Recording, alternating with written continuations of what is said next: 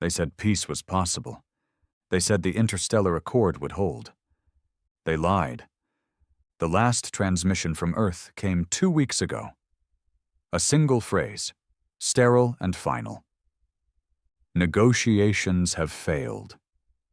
Then nothing, not a signal, not a whisper, just silence across all human channels. And that silence, it echoed louder than any declaration of war ever could. He sat at the edge of the ship's observation deck, watching the swirling gas giant below. Captain Merrick wasn't one for poetry, but even he had to admit, Juno 4 looked like the eye of a storm. It was the same feeling he had in his chest, that swirling, choking anticipation that something irreversible had already begun.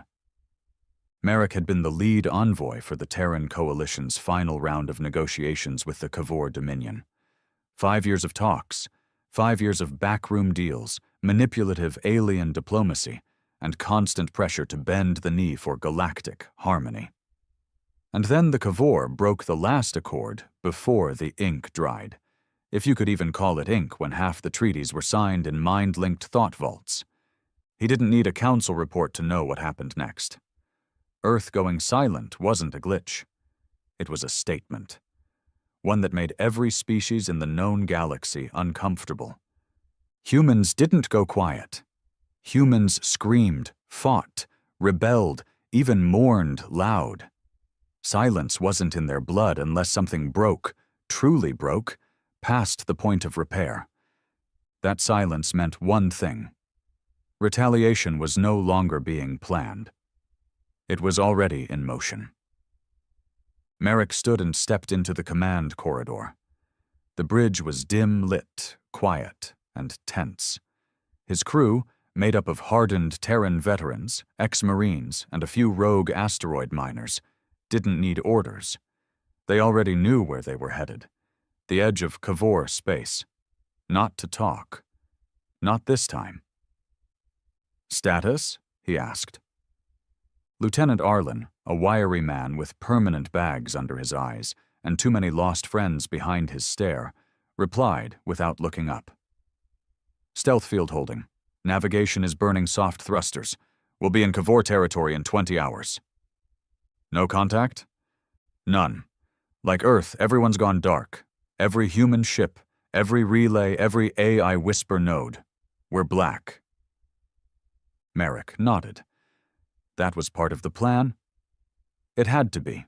If Earth was silent, it meant they weren't interested in dialogue anymore. They were listening to something else now. The sound of the enemy dying.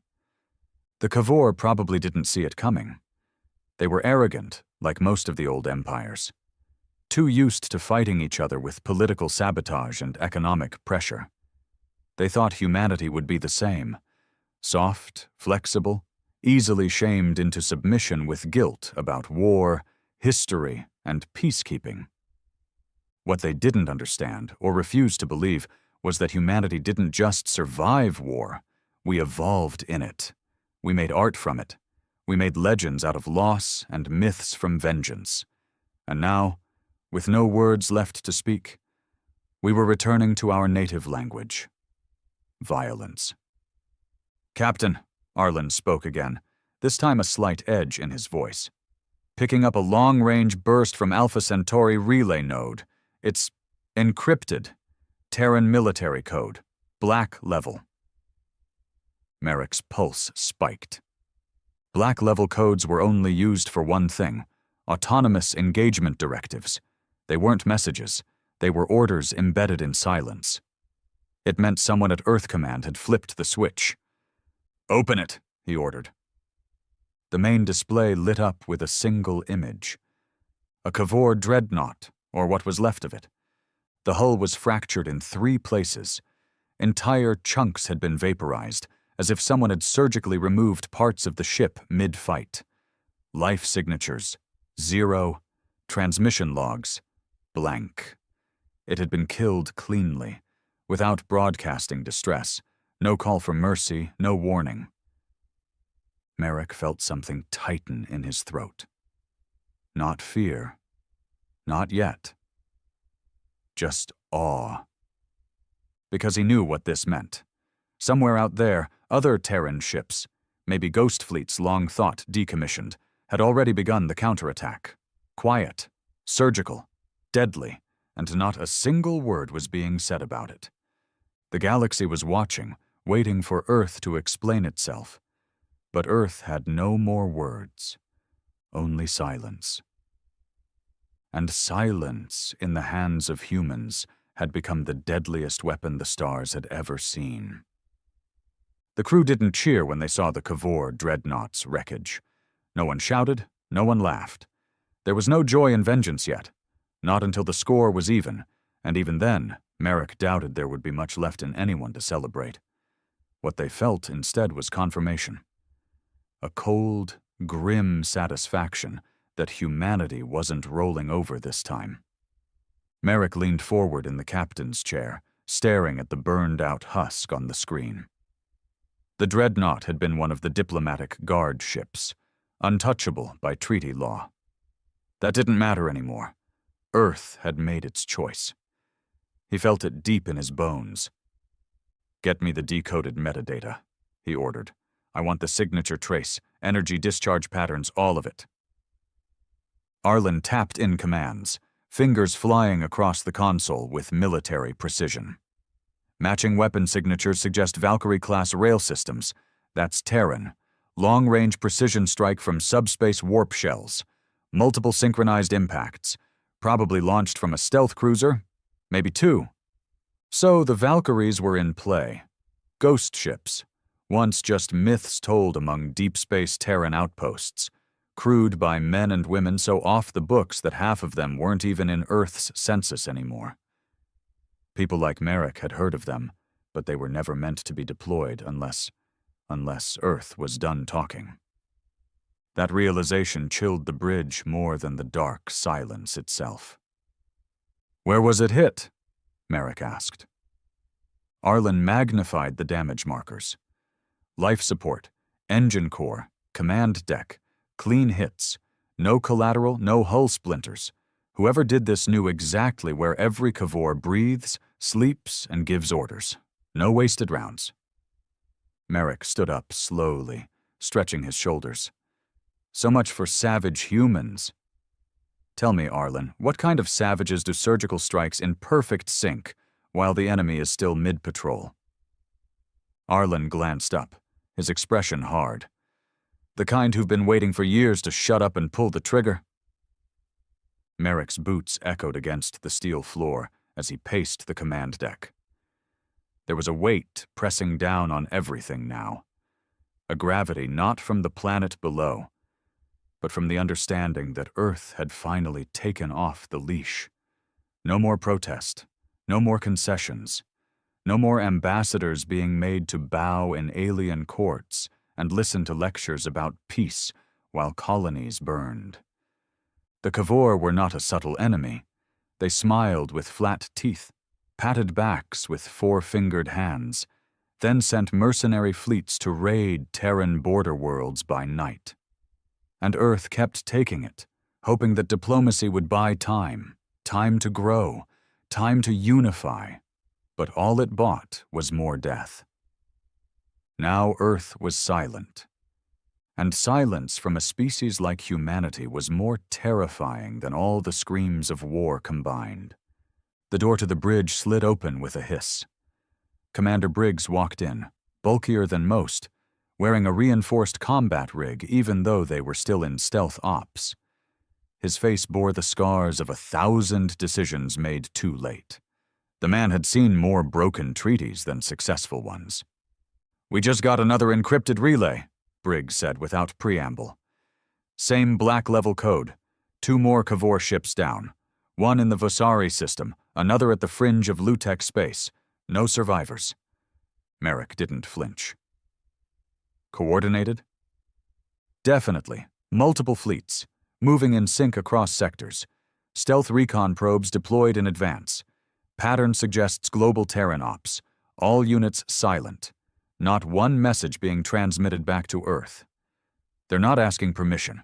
They're already acting under standing threat response. outstanding threat response. That was the protocol buried beneath all the diplomatic gloss, hidden in the folds of military doctrine, written only in blood. It meant, if humanity is betrayed again, do not wait. Erase, eliminate. Make the galaxy understand what we truly are. Merrick stared at the Cavor wreckage one more time, then shut off the main display. Prep the ship, he said. No more recon. We move in. Arlen turned, startled. Sir, if we move into Cavor space, we risk... We risk nothing we haven't already been given, Merrick snapped. Negotiations are dead. Earth is dark. We're not diplomats anymore. We're the answer. Briggs grinned faintly. About damn time. The ship, TNS Omen, had never been meant for heavy combat. She was a long-range ALPS vessel, modified for infiltration and extraction, fast, quiet, and filled with blacklisted weapon tech that Terran Command had denied even existed. But now, in a galaxy where the rules no longer mattered, it might just be the most dangerous thing floating between stars. The crew moved like predators let off the leash. No one asked questions. No one debated the morality of retaliation. They had seen too much, lost too many. Every person on that bridge had a name etched into their skin, names of friends and family from the colonies, from the border stations, from failed peace summits that turned into slaughters. War wasn't coming. War was already here. 12 hours later, Omen breached the Cavor sector wall. A network of satellites blinked to life, scanning. The Cavor defense net was sharp, but it was built for pirates and smugglers, not Terran stealth cruisers, not a ship designed to be the first thing a traitor never sees. Briggs, Merrick said. Pick our first target. Briggs pulled up the sector map. There's a logistics relay base just outside Galkar's belt. Unarmed, mid-tier population, mostly military traffic and supply caches. Easy target. We hit it fast, leave it hollow. Collateral? Briggs looked him in the eye. Minimal. Most Cavor installations are automated. We'll be targeting infrastructure, no civilians. Merrick nodded. Make it surgical. I want it gutted, not smeared. Within minutes, the ship dropped into high-velocity approach. Cloaked, undetectable, invisible against the void. From a Cavor perspective, the base was functioning normally until the first impact came. The railgun fired 3 times in silence. Each shot landed with such precision that even the base's alarm systems failed to register the attack before they went offline. The power grid died, communications ceased, docking bays imploded inward, crushing the ship's inside like tin cans. The AI control core fried in a single electromagnetic spike. 14 seconds later, the Cavor relay base was dead. Not destroyed, not obliterated. Dead. Clean. Quiet. Surgical. It didn't even broadcast a distress call. There was nothing left to warn the others.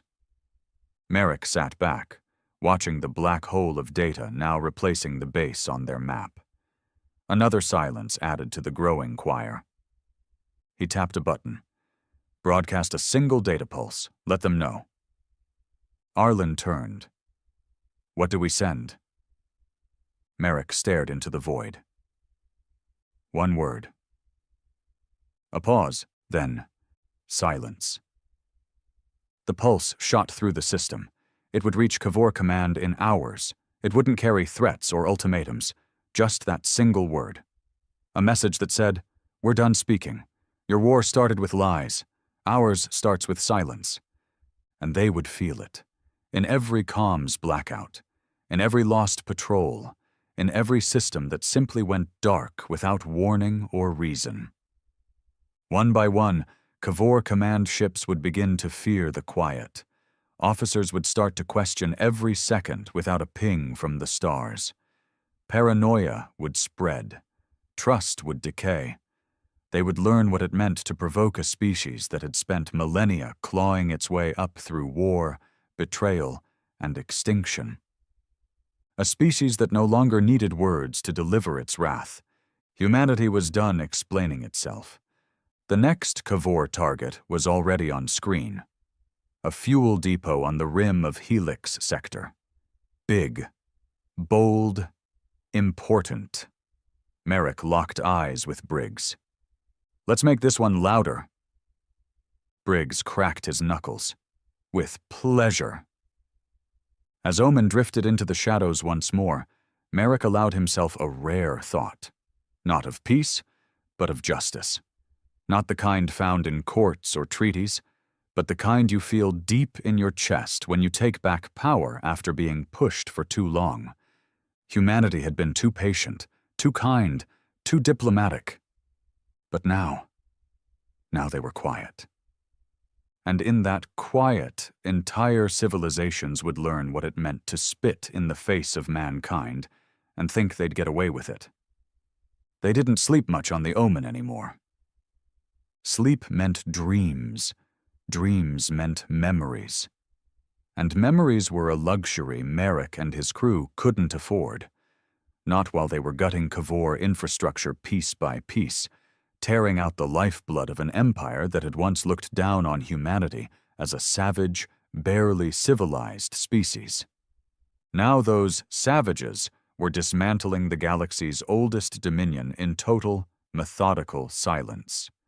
Merrick leaned over the tactical console as the next op finalized. The Omen hovered in the dead space above Helix sector, cloaked and humming with contained fury.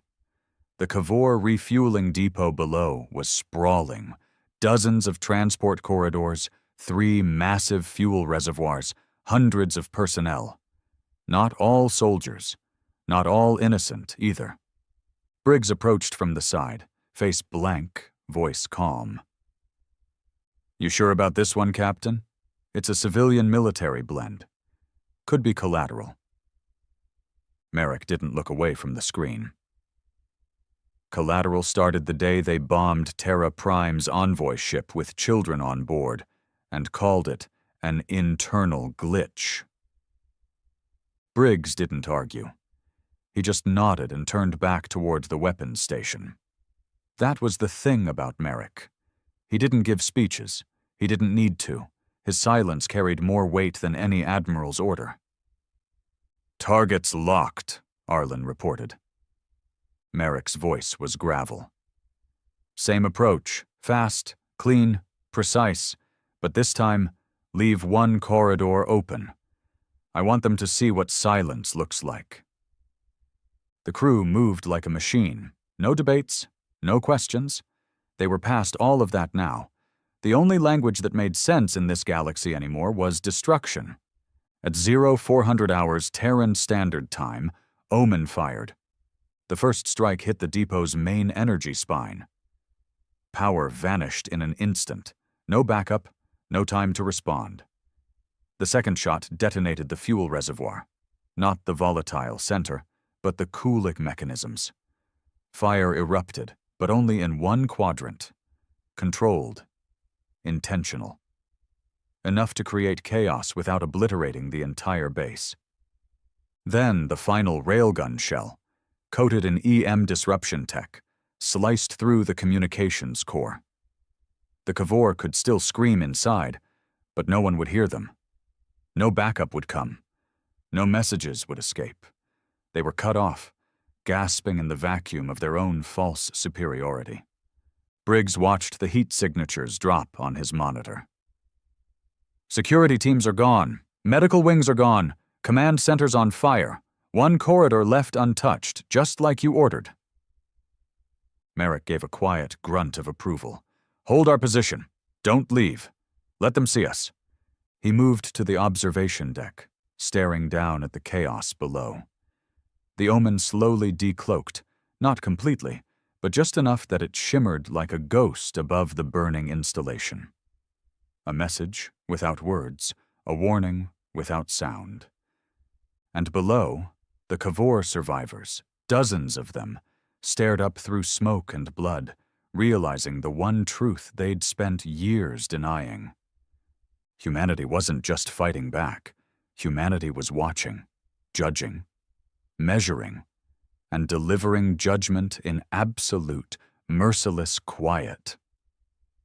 "Transmit the mark," Merrick ordered. Arlen's hand hovered over the control. "Are we doing this now?" Merrick nodded.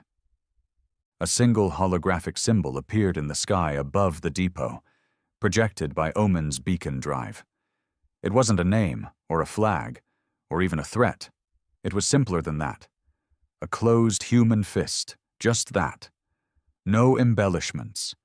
A symbol from old Earth, used in protests, wars, revolutions, but now used in silence. The Kavor would study that fist for weeks. Their analysts would argue about its meaning, its origin, but deep down, they would feel what it meant. It meant this isn't over. It's only begun. Back on the bridge, Briggs stared at the blinking comms feed. Still no response from Earth, no updates, no calls for reinforcements. Just more black-level directives pulsing from dead satellites. Earth had gone ghost. He muttered under his breath, "What the hell is Command playing at? Are we even part of this anymore?" Merrick heard him. "We're part of something bigger now. Command isn't talking because the talking is done. We're not here to report. We're here to erase." Briggs hesitated. "This doesn't feel like a war." Merrick turned his gaze toward him. Cold. Sharp. "That's because it's not. This is a reckoning." The next target was worse, a breeding lab on the Kavor fringe system of Sitalek.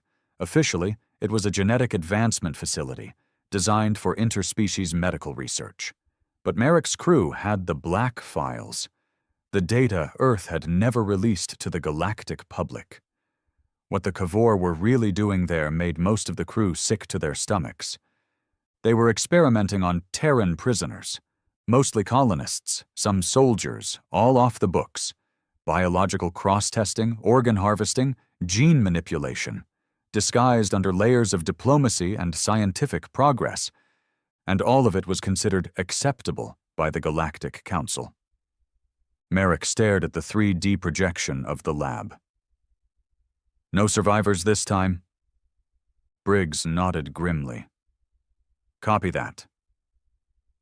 The Omen didn't fire from a distance this time. It dropped out of stealth and hovered directly over the facility, silent and monstrous. The Kavor scrambled. Security teams ran, drones lifted into the sky, but none fired. Not yet. They were still clinging to the delusion that humanity was bluffing. Then Omen opened every weapon port. Not the railguns this time, no. They used the infernal cannons, reverse-engineered from an ancient Terran war project. It wasn't elegant, it wasn't surgical, it was wrath incarnate. Fire poured from the ship, carving a crater into the lab's central core. Screams echoed, metal tore like paper, genetic tanks shattered, spilling unholy experiments into flame and blood. The air itself boiled. Kavor fled in all directions, firing blindly, begging for mercy. None came. Inside the lab, Briggs and a small fire team stormed through the hallways in tactical suits. They weren't there for recon. They were there to confirm. Confirm that the horrors listed in the black file were real. And they were. Briggs saw them. Terran children, half-conscious, strung up in containment pods. Marines with open skulls, brains wired into alien AI matrices.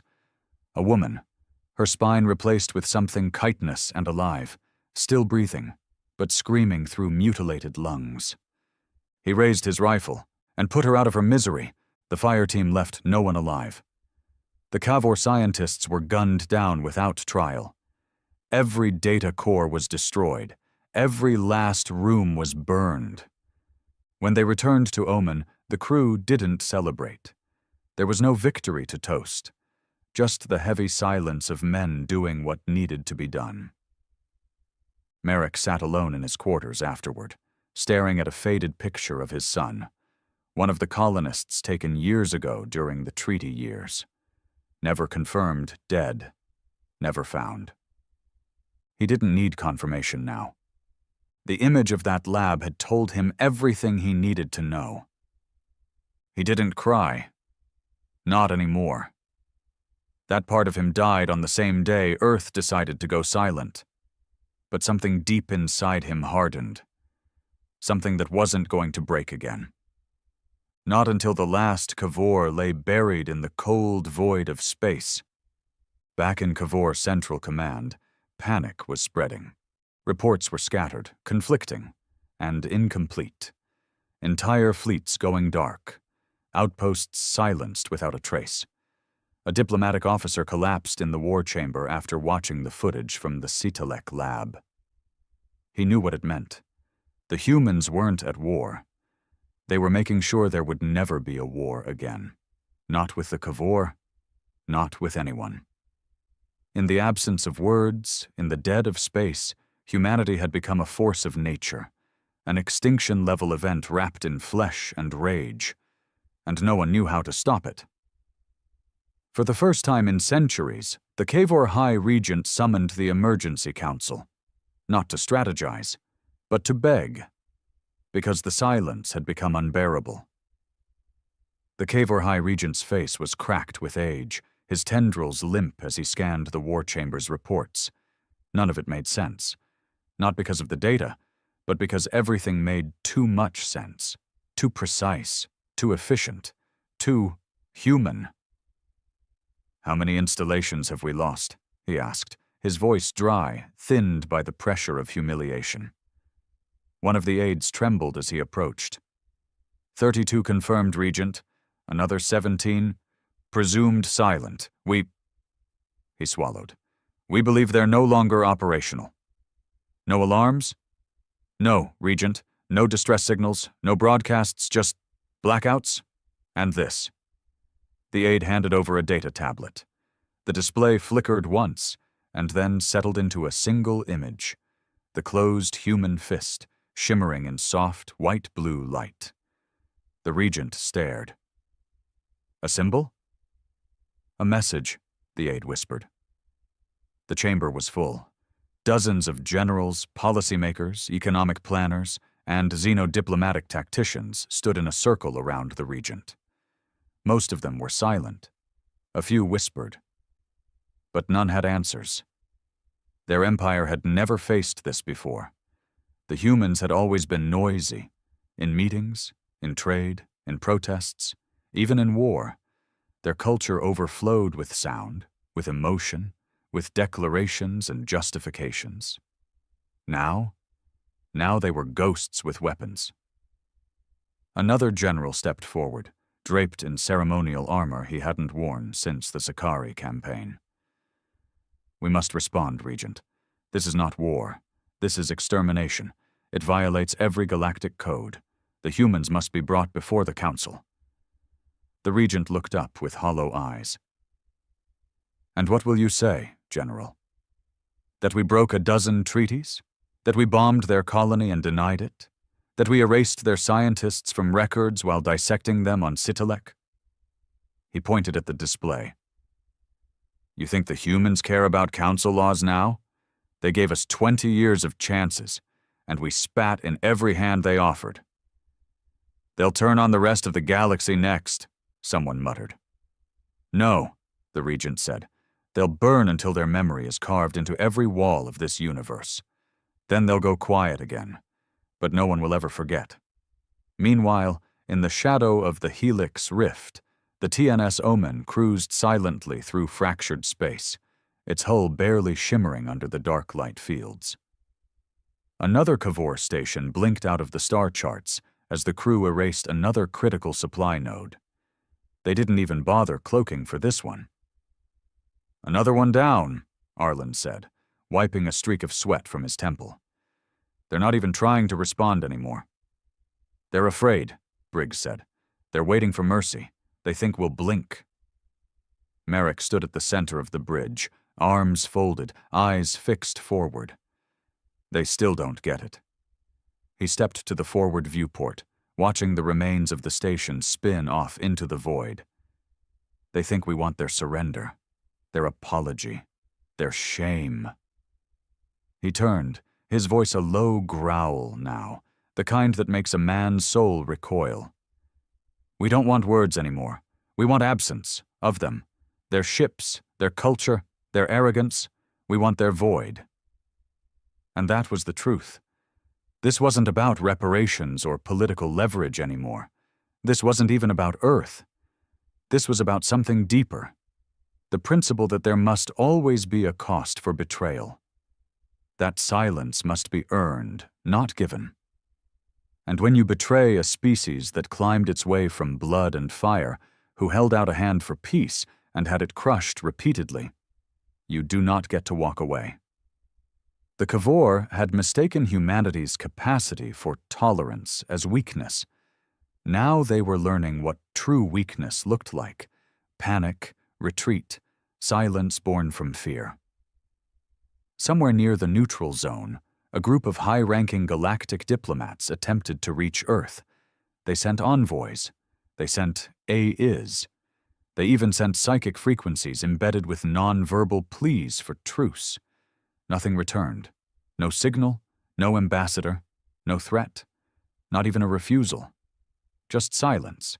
It became a message in itself. The silence was strategy now, a psychological virus infecting enemy war rooms, spreading across empires. Even allied races began to distance themselves from the Cavor. "Whatever the humans are doing," one Sarnathi commander whispered to his council, "we want no part of their crosshairs. The Cavor earned this." And the Cavor, they began to fracture. Civilian unrest, military collapse, factions arguing about how to respond. Some called for mass retaliation, others wanted to sue for peace. One admiral went rogue, trying to initiate a preemptive strike against Terran border worlds. He never made it out of orbit. His entire fleet vanished in a single day. When the investigation reached his last coordinates, all they found was debris. And a Terran stealth mine with this engraved in the casing: "We are no longer listening." Back aboard the Omen, Merrick received a direct relay from another Terran vessel. Silent Vow. Designation unknown. Origin classified. But the message was clear. A list, coordinates, dozens of Cavor strongholds, safe zones, cultural monuments, and supply caches. Briggs stared at the file. This is a complete erasure plan." Merrick said nothing. "Captain, if we follow this, there won't be anything left of the Cavor." Still, he said nothing. Briggs stepped forward. "I know what they did. I know what we've lost. But this isn't war. This is genocide." Merrick turned slowly, his voice even. "They made this choice. Every treaty they broke, every child they took, every Terran they dissected. We begged for peace while they turned our people into projects." "But you really think wiping their species from existence is the answer?" Merrick's stare was cold enough to stop Briggs mid-breath. "Briggs, they're not being erased because they're Cavor.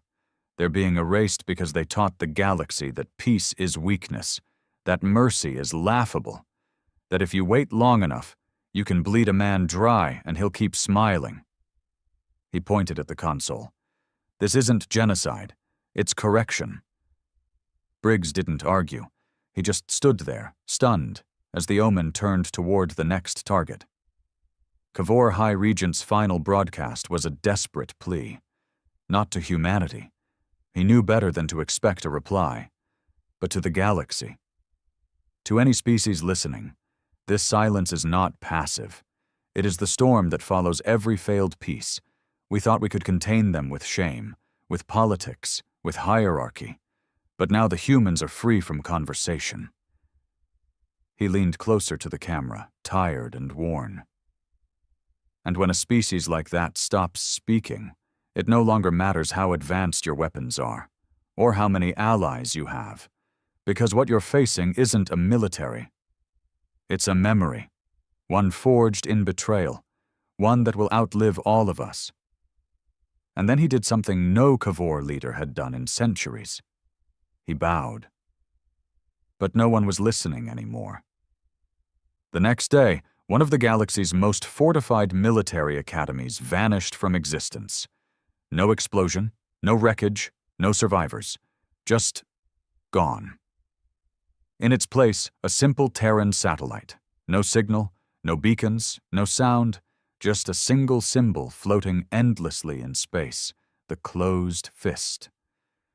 They were starting to dream again. Merrick didn't know why it hit him that night. Maybe it was the stillness after the last strike. Maybe it was the way the ship had gone so quiet, even for them. Maybe it was the smell. Burnt wiring, sterilized blood, scorched metal. All of it clung to the walls like ghosts. In his dream, Earth was whole again, not the scarred, beaten world it had become, but something purer. Before the treaties, before the betrayals, green lands, blue oceans. His son was there, laughing, running through a field beneath the shadow of a Terran outpost, waving a model starship, smiling up at him. Then, as always, the field turned to ash. His son's laughter dissolved into static. He awoke drenched in sweat, jaw clenched, hand gripping the pistol under his cot. Just a dream. But Merrick didn't believe in dreams anymore, not up here in the hollow black.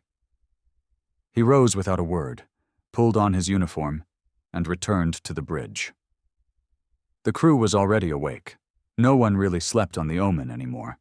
They just closed their eyes and waited for the next mission. "Status?" he asked. Arlen looked up from his console, pale and drained. "Ping from Silent Vow. New coordinates. This one's different." Merrick approached. "How?" "It's not a military target, it's cultural.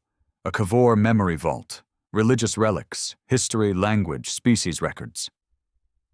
He stared at the screen. That list, the erasure protocol, it hadn't just been about winning a war.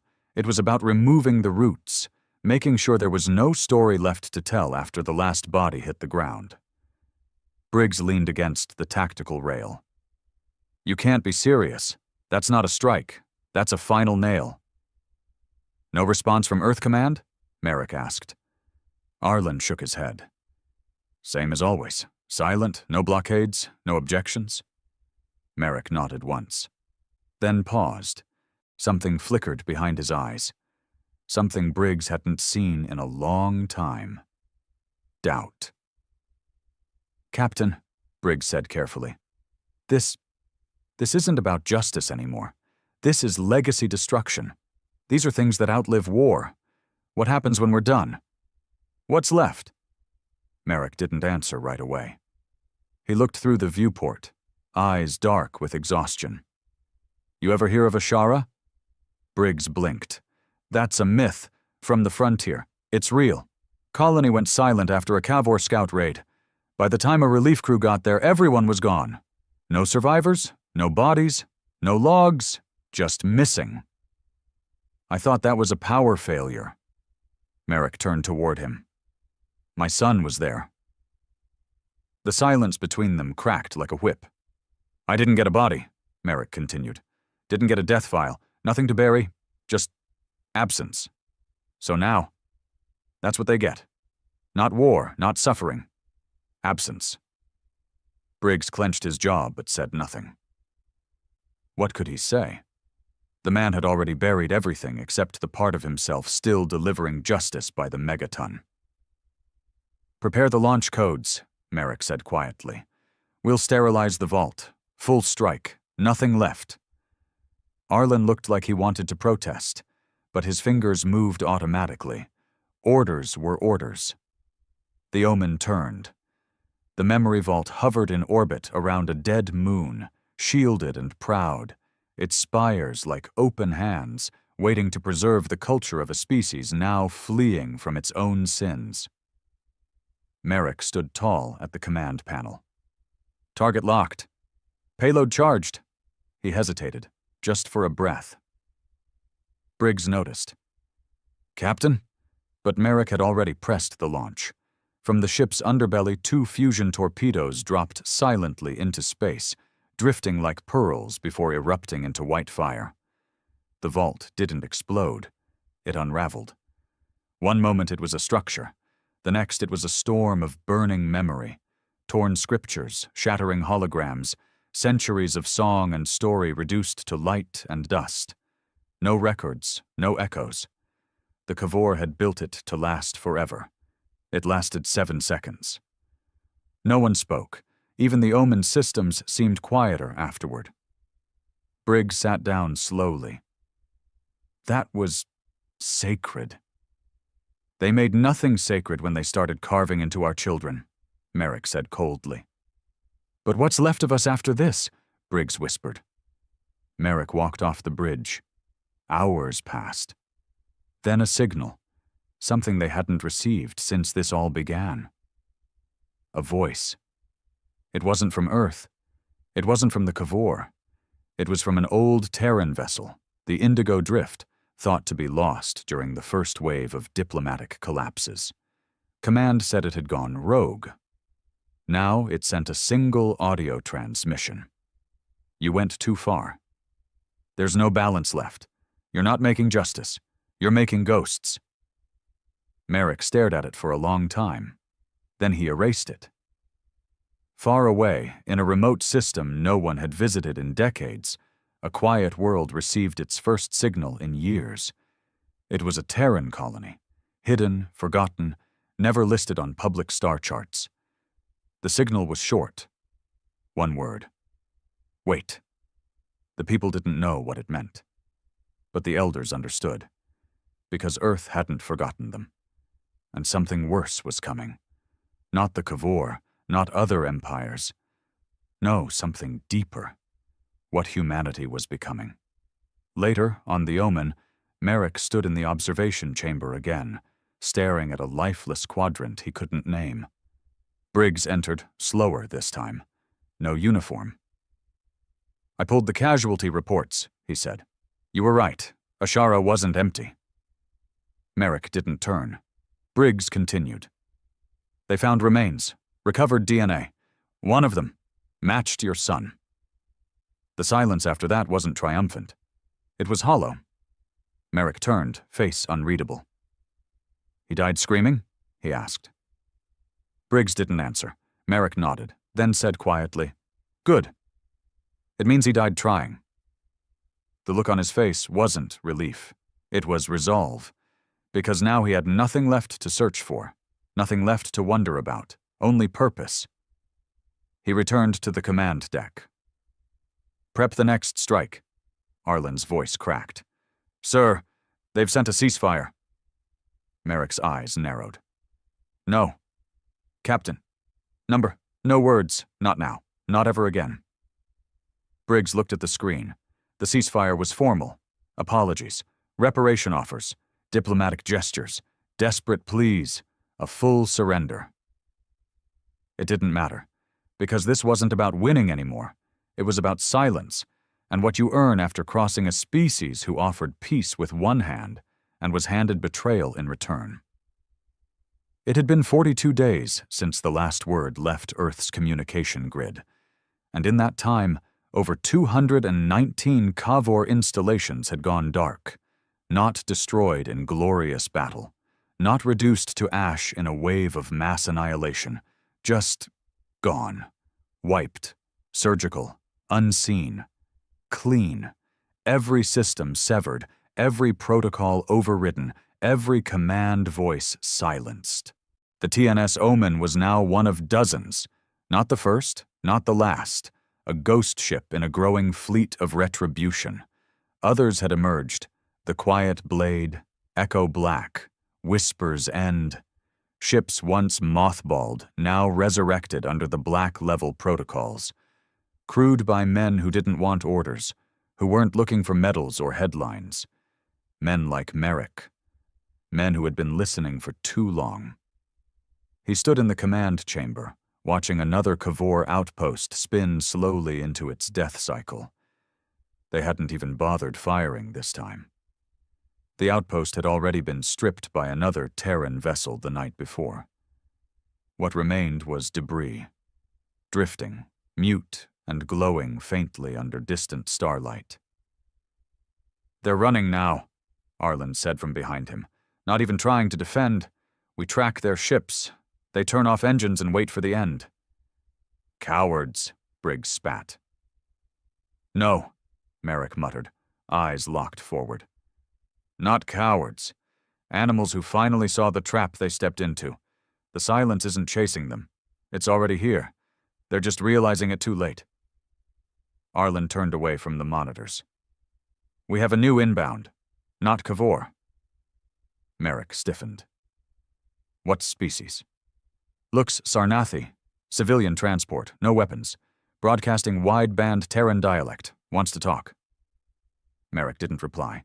He hadn't spoken to another species in weeks. Didn't plan to. Briggs raised an eyebrow. Might be worth hearing. No. Could be warning us, offering something. Maybe even intel. Merrick's jaw tensed.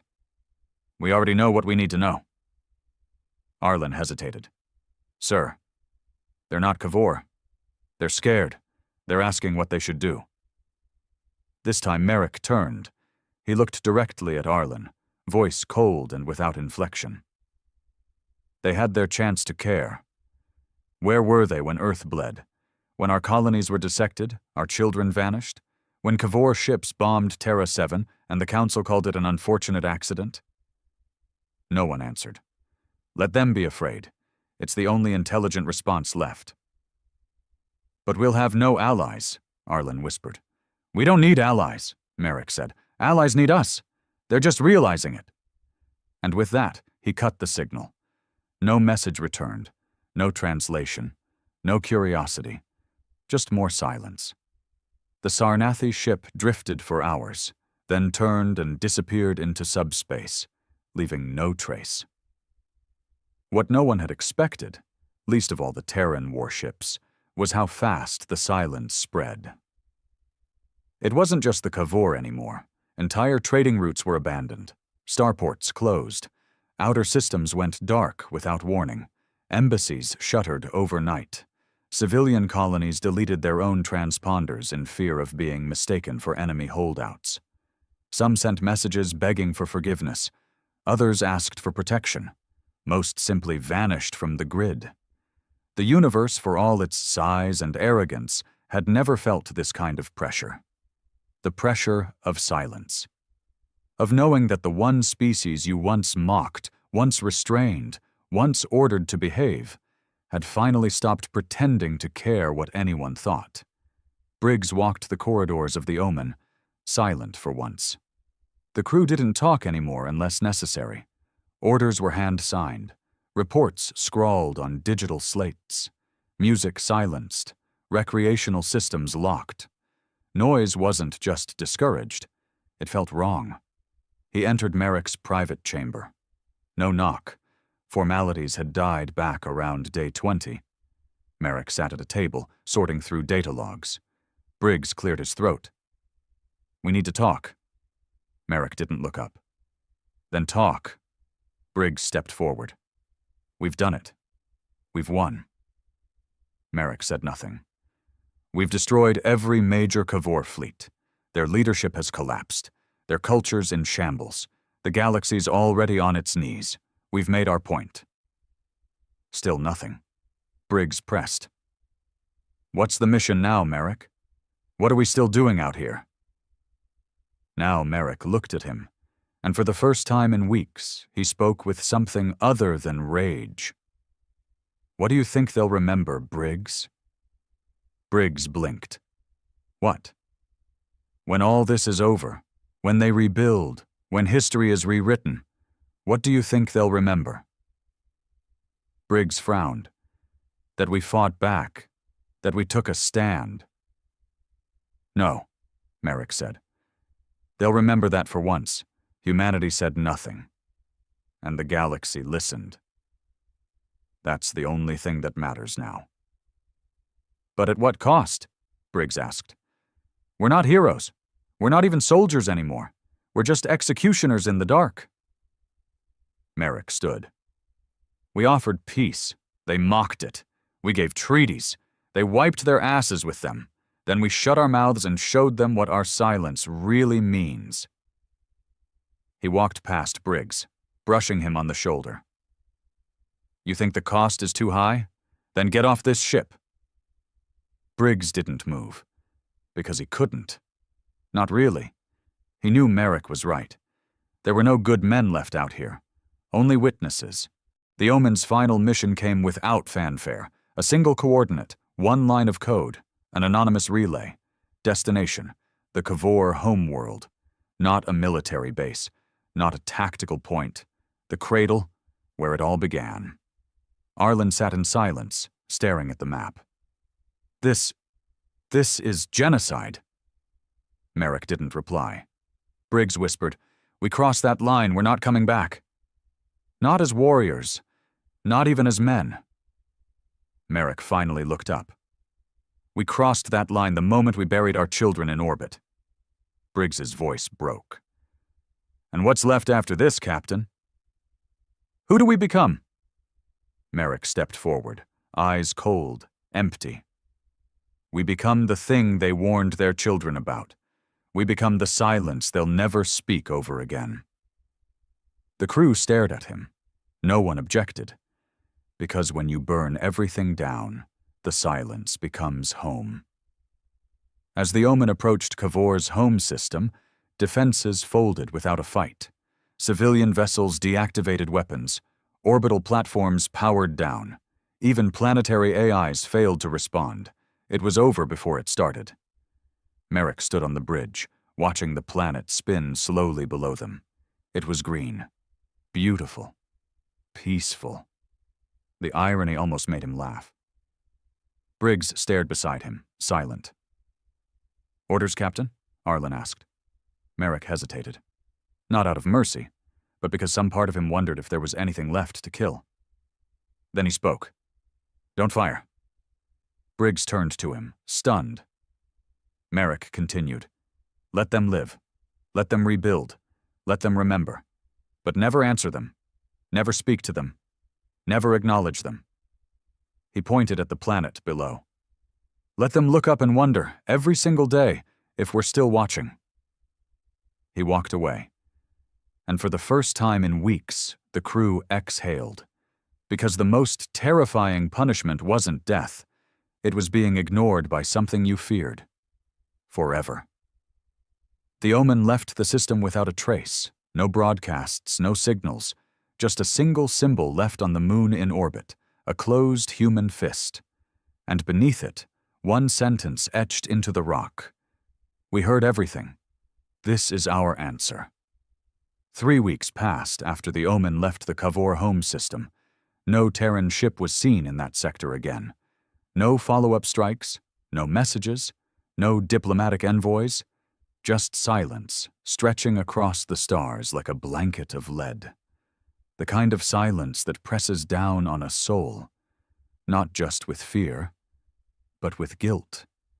Because even as the Cavor rebuilt, as their survivors gathered and tried to assemble meaning from the ashes, they understood something that couldn't be written in any language. They had been allowed to live, not spared, not forgiven, allowed. The humans had looked down on the origin world of their enemy, saw its children, its monuments, its open cities, and simply walked away. And that was the cruelest strike of all, not because it left the Cavor intact, but because it left them haunted. By the question, why? Why were we not finished? Why did they stop? What do they want now? There was no answer. The Council tried to regain order. Emergency meetings were held in neutral systems. Delegates debated what humanity had become. Were they still part of the galactic community? Had they formed a new government? Did they still have a command structure at all? But no one knew. Earth itself remained silent. No incoming or outgoing transmissions. All Terran ships operated independently under old black-level codes. No hierarchy, no chain of command, no treaties, just quiet operatives moving like phantoms across the stars, removing obstacles without debate. The humans had not abandoned diplomacy. They had outgrown it. On board the Omen, the silence had become something else entirely. A lifestyle. A code. The crew didn't speak unless required. Every system operated in stealth mode, even when there was no longer an enemy to hide from. They passed ships sometimes, traders, refugees, patrol vessels from distant factions, but never acknowledged them. They watched, they logged, and they passed like ghosts. Briggs sat alone in the mess hall, stirring a ration cube with a plastic utensil. He wasn't hungry. No one was. They didn't eat to live anymore. They just kept the machine running. Merrick entered, slow, heavy-footed. He looked like he'd aged 10 years in 2 months, not in body, but in soul. He sat across from Briggs, and for a long moment neither said a word. Finally, Briggs broke it. "You know we're done, right?" Merrick didn't answer. "There's nothing left to wipe. The Cavor surrendered. The galaxy's afraid of us. Most systems won't even say the word human anymore. Hell, I heard a merchant in the Adrani system renamed Earth the Black World on his star map. Said he didn't want to attract attention." Merrick's eyes were distant. "That's the point." Briggs leaned in, voice low. "No, that's the problem. What's the point now? We've won, Merrick. You got your silence. What do you want from the universe now? Total darkness? You want us to drift until even we don't remember why we started?" Merrick looked up, and for the first time in the entire campaign, he looked tired. Not worn down, tired in the way a man gets when he's finally realized the road he walked can never take him home. He spoke softly. "Do you know what it's like to believe in peace?" Briggs blinked. "Yeah, I used to believe it was possible before—" "No," Merrick interrupted. "Not believe it was possible. I mean to truly believe in it. As a religion, as a purpose. I used to think we were better than our past. That we could evolve. That we didn't need blood to prove we were strong." He stared at the table. "Then I watched my son vanish into a database error. I watched council judges laugh behind closed doors. I watched treaties be signed in ink made of lies, while we buried another colony with every pen stroke." He looked up again, and this time, the fire returned. "And then I understood. Peace isn't something you get. It's something you impose." Briggs didn't speak. He couldn't. "We made them listen, not because we begged, but because we stopped explaining ourselves. We became what the galaxy needed, a warning." He stood and left. Briggs sat alone, stirring food he couldn't taste, listening to the empty hum of a ship with nowhere left to go. In the Cavor ruins, a historian named Yelric began a personal archive. Not a public one. He knew it would never pass censorship, but a secret collection of what really happened. He gathered footage, stories, data, wreckage, every trace of humanity's silent war. And as he pieced it together, one horrifying truth began to form. It wasn't about military power. It wasn't about vengeance. It was about control, a kind of control no empire had ever used before. Psychological, cultural, existential. The humans had changed the very rules of warfare by removing the part that made it predictable. They'd removed their voice, and by doing so had taken control of everyone else's. Yelric sat in his bunker, watching the last known footage of a human stealth cruiser passing silently over a Cavor evacuation line, choosing not to fire. And he whispered, to no one but himself, "They are no longer conquerors. They are reminders." Back on the Omen, Arlen approached Merrick in the command chamber. "There's something I think you should see." Merrick didn't respond. Arlen activated the main display. It flickered, then displayed a single long-range relay intercepted from a distant edge of unclaimed space. It was garbled, but a few words emerged. A voice, young, desperate. "If any Terran vessel receives this, my name is Daxon, born New Canaan Colony. I don't know if Earth still listens, but if anyone out there still remembers who we are, please, I need help." Merrick's fingers hovered over the console. It wasn't a Cavor voice. It wasn't council. It was one of theirs. Briggs entered, noticed the message. He said nothing. Merrick stared at the screen, frozen. He had silenced the galaxy. He had made them kneel. But now, here was a voice from the very edge of the dark, crying out not in defiance or threat, but in need. A Terran voice. Briggs stepped forward, quietly. "We made them all listen, Captain. Maybe now it's time to speak." The words hung in the air. Merrick didn't reply, but his hand moved. He tapped a single key. And for the first time in 70 days, the Omen transmitted a message. No speeches, no threats, no ultimatums, just 2 words. "We hear." They said the first sound to break the silence would be thunder. They were wrong. It was a whisper. "We hear." 2 words, transmitted from the TNS Omen into the vastness of deep space. 2 words sent in response to a dying voice on the edge of the galaxy. A voice not of an enemy, not of a diplomat, but of a boy. A Terran boy, stranded beyond known space, reaching blindly across a silent galaxy for someone, anyone, to answer. And someone did. The moment Merrick pressed that transmission key, the silence broke. Not with fanfare, not with flashing lights or roaring engines, but with something far more dangerous. Hope. Briggs stood on the bridge beside Merrick, neither man speaking. They both knew what this meant. Not just for them or for the Omen, but for every Terran vessel still out there. Ghost fleets, rogue Black Ops crews, the forgotten battalions and long-range destroyers still carrying out the last breath of humanity's vengeance. "We just turned the lights back on," Briggs murmured. Merrick didn't flinch. "Not for the galaxy." Briggs nodded. "For us." He didn't smile. He didn't cry. He simply stood there, a soldier, a man who had become a weapon, and now, perhaps, was trying to become something else. The silence had been necessary. Merrick still believed that. But now, after so many systems gone dark, after erasing the history of an entire species, after watching the galaxy tremble at every Terran shadow, he wondered if maybe, just maybe, humanity hadn't lost the war, but something far worse. It had lost itself. Until that voice came through. The voice of someone who hadn't asked for revenge, only for someone to listen. They found him 4 days later, Daxon, 17, malnourished, alone, living aboard a drifting civilian freighter with decaying engines and no FTL core. The logs told the story.